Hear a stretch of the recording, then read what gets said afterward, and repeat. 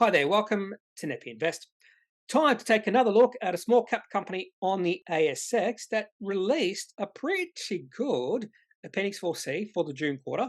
And that company is K2Fly. Now, the company was operating cash flow positive in this quarter by more than $1 million. And the company is experiencing some pretty good growth in their revenue and their cash receipts. And we'll take a look at that during this video. Now, just because it had a really good quarter doesn't mean you should go out and buy this company straight away. And there was pretty good commentary in their particular Appendix 4C saying their June and September quarters tend to be better in terms of cash receipts because of their contracts they have put in place over the past few years. So what does K2Fly do? Now, K2Fly, even though the name of the company is a homage to the tallest or second tallest company or second tallest mountain in the world, K2, doesn't mean they have anything to do with mountains or even flight.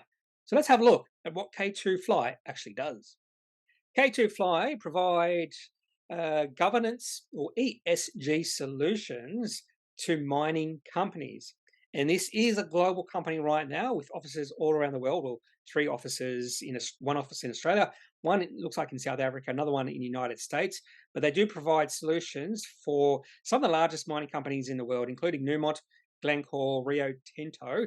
Now, the majority of their revenue does come from Australian mining companies, 60%, but they also have 15% of their revenue derived from Africa, 20% in the Americas, and 5% in Europe. Now, just exactly what they do, what solutions do they provide? So I just went to the website and just looking at one of their solutions, they have quite a few solutions. And one of the solutions is K2Fly resource reporting. And this solution enables mining companies to capture the raw resource and reserve data and report to multiple stock exchanges to remain compliant. So this is all about environmental, social, and particularly governance issues that mining companies have, and K2Fly helps those companies with those issues. So if you do like what you hear, I would recommend going to K2Fly's website and just to have a look at all the solutions that this company provides to mining companies. Now to some facts in regards to K2Fly. The company itself was incorporated in May 2013. But if you go to some third-party investing sites, they will mention that K2Fly listed on the ASX in 2008. The company itself wasn't in existence back then. Now, there was another company that listed on the ASX back in 2008 called Power Resources. And at one point in time, Power Resources was a uranium explorer. This was like 2008, 2009, maybe even 2010, before that earthquake in Japan. And then for some reason, because uranium exploring wasn't a pretty good idea back then, they transitioned into K2Fly. So this was a backdoor listing, and K2Fly, through this backdoor listing, actually became K2Fly on the ASX in November 2016, so about 6 years ago. The current CEO, and he's been in this role since September 2021, is Nick Pollock. And one of the major shareholders right now is Maptech. They have a 13.2% holding, and this was done through a capital raising a few months ago. Now, Maptech is a leading provider of innovative software, hardware, and services for the mining industry. They were founded about 40 years ago. So this is a potential takeover opportunity for Maptech. I'm just raising this right now because they have already built a 13.2% stake in K2Fly. So that could be one reason you might want to hold K2Fly for that takeover potential. And one of the other major shareholders is Peter Johnson. I think he's the old chairman. He's now an non-executive director of the company, and he has a 13.1% holding in K2Fly. Current market cap of the company is only $33 million. That's at a share price of 19 cents. And the ticker for the company could be anything else but K2F. Now on to the Appendix 4Cs for K2Fly. Before we have a look at the June quarter for financial year 21, I'm just going to go back 1 year to compare last year's June quarter to this year's June quarter, just to see how this company has progressed over the past year. So 1 year ago, the company produced $2 million, or just over $2 million in receipts, and was not operating cash flow positive. In fact, was negative by $736,000.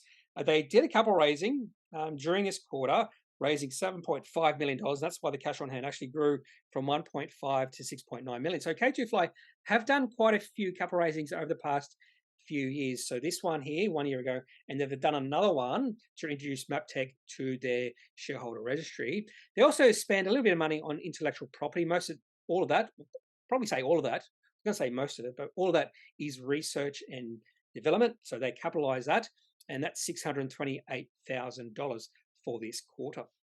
Now onto the June quarter for financial year 22, and this was a pretty good quarter in isolation. Now, when I just don't look at one quarter in isolation, I like to look at the whole picture for a company, and also like to read commentary, because it becomes quite apparent when you look at the cash receipts history. There was a massive bump up in receipts in this quarter compared to the last quarter.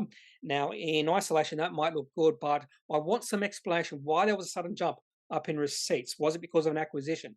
And K2Fly management do explain why there was a jump up in this particular quarter.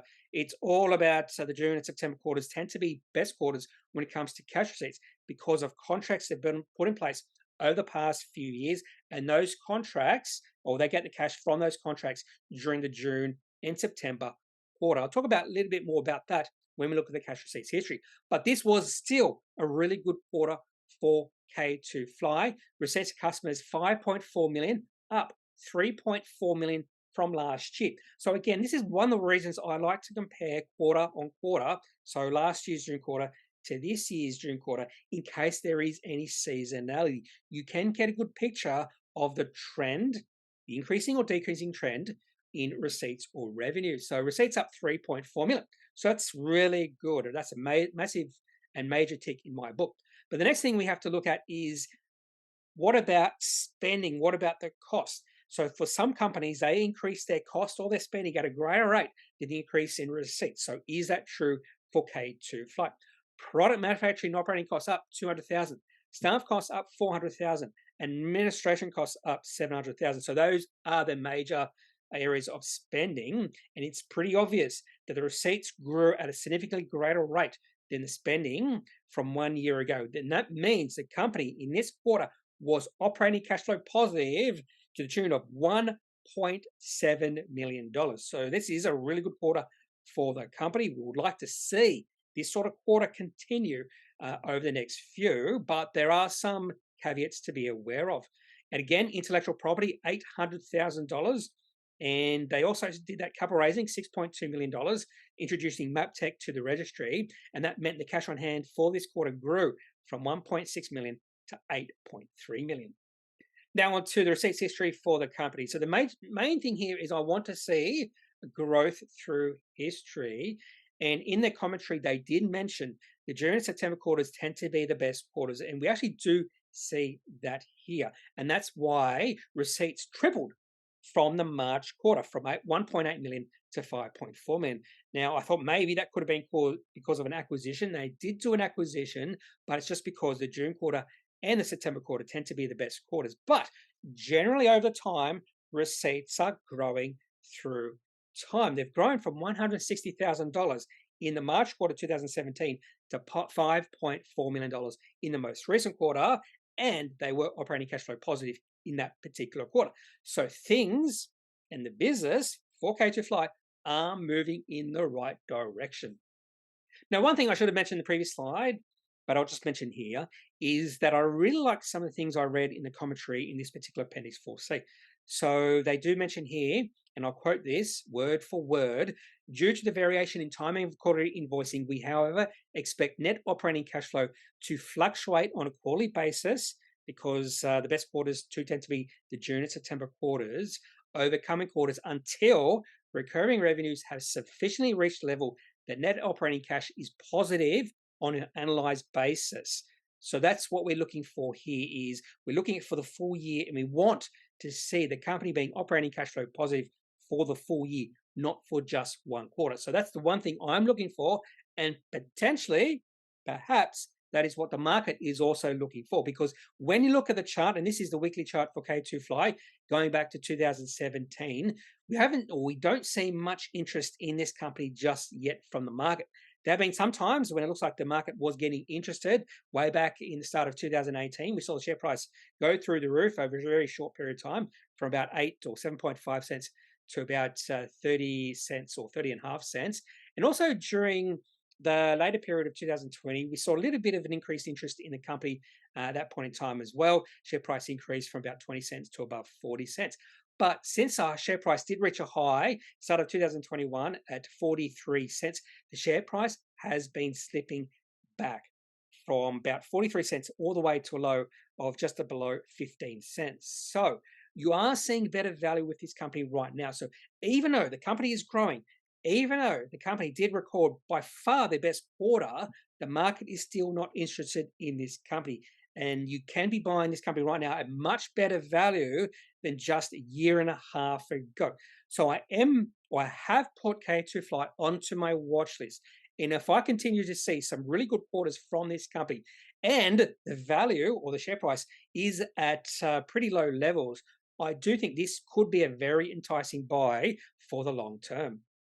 That's all I have for this video on K2Fly and the June quarter. A really nice quarter from the company. Operating cash flow positive by $1.7 million.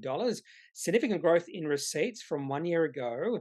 We won't mention how receipts tripled from the March quarter, but this is to the company's expectations that their June quarter and their September quarter are their best quarters. So I wouldn't be surprised to see another really good quarter for September.